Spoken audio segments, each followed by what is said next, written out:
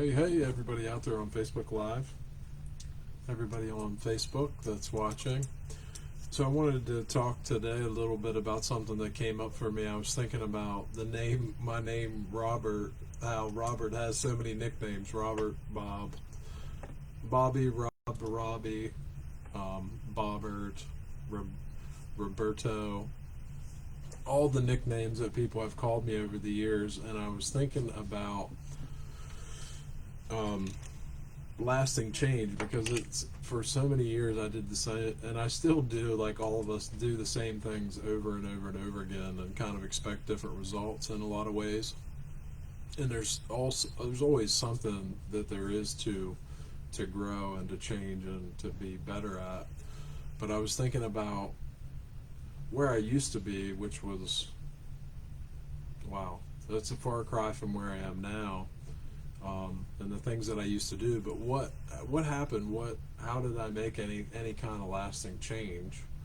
Going from drinking, smoking cigarettes, and going out and party, and not really having a whole lot of concern for um, other people or myself for a long time. And then, what happened? What changed? And one of the things that came up for me was in my name. And when I was young, I was Bobby. Everybody called me Bobby. Hey, Bobby, how you doing, Bobby? Bobby. My grandmother called me Bobby. My mom called me Bobby. That was like my little kid name. Then as I started getting older into high school, I kind of shifted my name to Bob to try to get away from that like I'm not a kid anymore. I'm becoming an adult. Well, to me, I was all grown up. Thought I knew everything. I don't know if anybody else had that, but I thought I knew everything, and I felt like I was growing up. So I kind of shifted. I did shift my name. People called me Bob then. Bob. And then after I created kind of this persona, as I got older, then probably around about 30 years old, I started going by Robert, because that name didn't have the persona. I was able to see myself differently when I changed my name. And that's really important for me, because when I looked at that, I thought that's a big part of what allowed me to make lasting change. It was part of the way that I saw myself. And I see this for other people as well. Whenever people make lasting change, it comes through us being able to see ourselves in a different way, to be able to believe in ourselves in a way that allows us to create our life the way that we really want it to be. Um, so that was part of that name change, was part of me being able to shift my identity to see myself as somebody else, because I wasn't that Bob anymore. And some people are confused by that. Like, I thought your name was Bob. Like, I go by Robert now. It was easier to change my behavior, and easier to change my life and make lasting changes when I changed my name. And I think that's really true, like, for me as a whole. When I've made lasting changes, it's the way that I view myself, the story that I tell myself about who I am. Now I'm Robert. I'm Robert. I'm a successful person. I'm a happy person. I care about others. I treat others with decency and respect, and do what I can to help other people. I've changed my identity from who I used to be. Um, and I think that's really important in relationships as well, because in working with people, I see a lot of times it's like we don't even react to the other person of who they really are and what their full potential is. We react to people around us. I think we all do to some extent. We react to what our idea of them is, what our past experience of them has been. We kind of put them in a box. Well, I know this person is blah blah blah blah blah blah. This person is lazy. This person is great. This person is fun. Whatever. However we've labeled that person, we put them into a box, and we kind of get a personality for that person, like we do for ourselves. And sometimes I've found with my own life and other people as well, when I work with them, is I see people have, like, we really react to the idea that we have of the other person. So we build this idea of other people in our mind.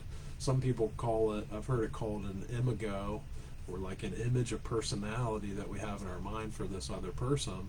And we kind of place them in a category, and that's how we treat them regardless of their current decisions. We just kind of go, oh yeah, I know you. I got you right here in this part of my brain. You know, you're either here, or here, whatever. We have them in certain parts of our brain, and once we put them in a certain category, it's like, nope, I'm not taking you out of that category. I already know what you're capable of.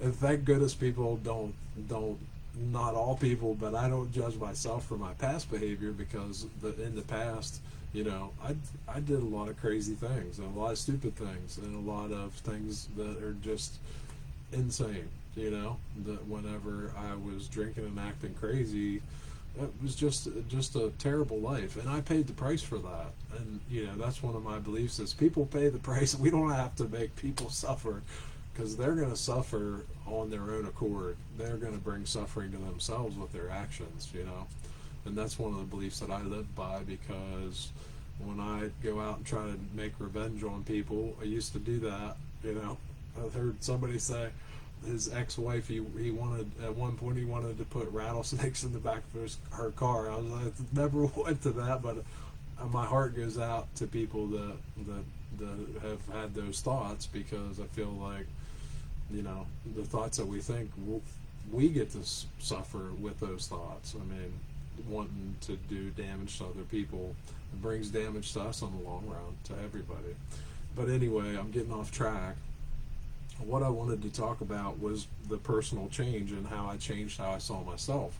And part of the way I have changed the way that I interact in my relationships, and I see how this is powerful for other people as well, is to be able to change the way that we see the story that we have for the people around us, and try to see a more expansive view of those people, to see them for their potential and not for their past. Because it's easy for me to see that, because I've had, you know, my past was riddled with a lot of craziness. So when I see crazy people, I'm like, oh, okay, I get that, you know. So it's been a benefit to me, because I'm able to relate to people that are in that space, and be somewhat, maybe more compassionate than somebody that's never been through that. So I see that as a benefit to help me be able to, you know, reach out to people that are in that place. But in marriage, you know, a lot of times people will get upset because their needs aren't getting met. You know, I see this a lot of times in everybody's marriage. My own, you know, our needs aren't getting met. Something we don't know how to communicate something. There's a disconnect, and then we, you know, part of the thing that we fail to be able to see a lot of times, and in my own life as well, is like, what can I do about it? That's hard to see. It's easy to see what everybody else needs to do different. Like, I know exactly what you should do differently to please me, right? But it's hard to see what you know, it's like the analogy, I use this a lot, of the bad breath. You know, it's like when people have really bad breath, guess they're the only people who don't know that their breath stinks. Right? They're always like, hi, Bob, Robert, Robbie, whatever the hell your name is, like breathing in your face, you know, my face. I was like, okay, you know. And when I have bad breath, I'm the only one that doesn't know. And then, until people are like, ooh, you know, the old, I remember when Bill Cosby used to do the, not the yogurt, what was that stuff he had, like the pudding, and then he would have the kids on, and he would eat a bunch of garlic, and then he'd talk in their faces, and the kids would be like, your breath stinks. Only if we all had that level of honesty that we could tell each other, just say, hey, your breath stinks, okay? No hard feelings. Anyway, the point of coming here today was just to share my experience of a little bit of how I changed the way that I viewed myself, and the way that I changed the way that I view other people as well. Has helped me to be more at peace. I'm not going to say I never get angry, because that's not true, or I never feel frustrated, or I never feel sad or whatever, because I do. It's life, you know.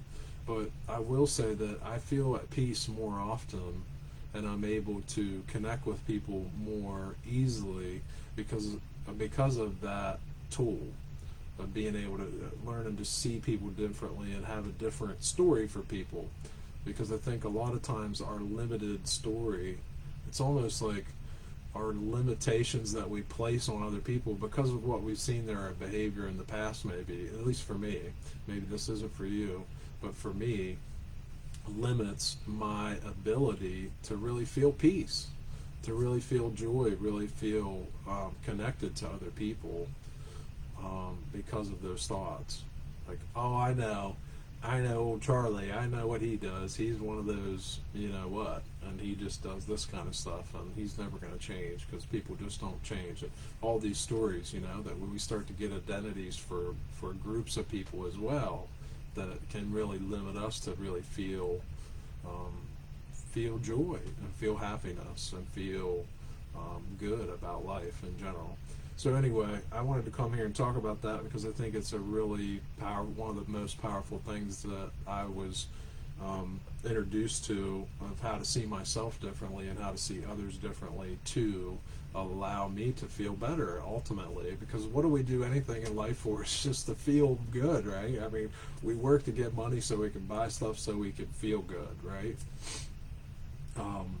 So, you know, part of the chance and the opportunity that we have is to allow ourselves to feel good by changing the way that we see ourselves and the world around us. Because when we change that, we can really change how we feel. And that can be scary too. That you're like, what do I need money for if I can just see the world in a happy way, right? If I can just be at peace with the world, what do you need to do anything for? But anyway, that's a story for another day. So I hope this was, you know, entertaining, at least. If hopefully it was helpful, entertaining, whatever. Hopefully you got something out of it. I hope you're having a great day, and I appreciate you watching. So have a good one. See ya.